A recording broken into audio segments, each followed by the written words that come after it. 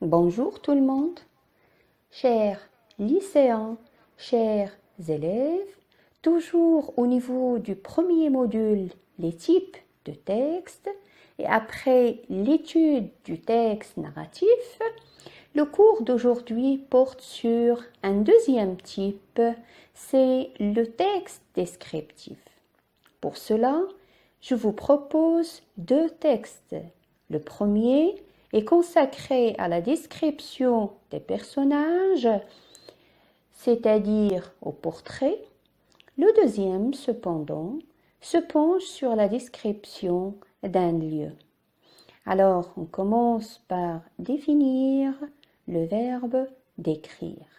D'une manière très simple, décrire, c'est donner à voir, nommer et caractériser une personne, un lieu ou un objet.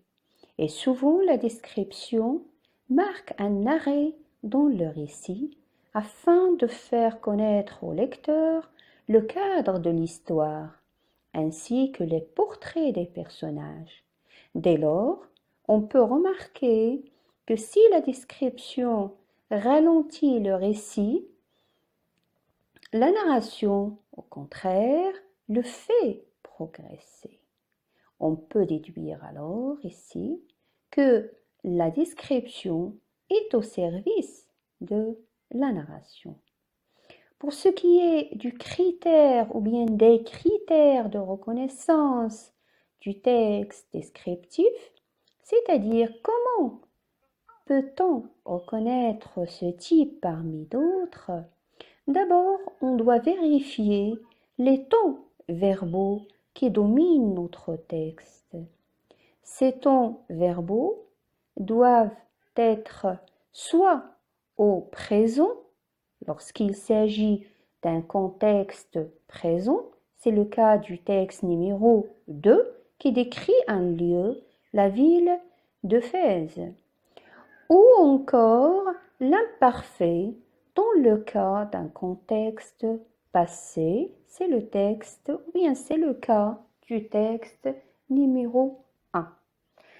Et puis, on peut remarquer qu'il y a toujours un ordre pour la description, qui peut aller du général au détail ou l'inverse, texte numéro 1, ou encore du haut vers le bas, ou l'inverse, texte numéro 2, de l'extérieur vers l'intérieur, ou l'inverse.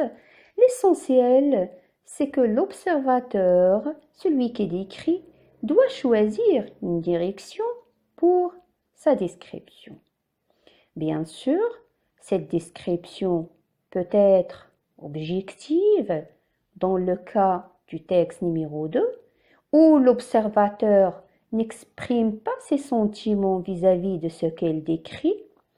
Elle peut aussi être subjective dans le cas contraire, c'est-à-dire dans le cas où il n'est pas neutre, c'est-à-dire l'observateur, celui qui regarde, n'est pas neutre, mais il exprime son point de vue et ses sentiments. Moi, j'aimais mon père.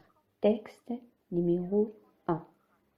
Alors, toujours dans le but de mieux comprendre ou bien de mieux reconnaître le type descriptif, il faut absolument, chers élèves, il faut prêter attention au vocabulaire utilisé dans le texte.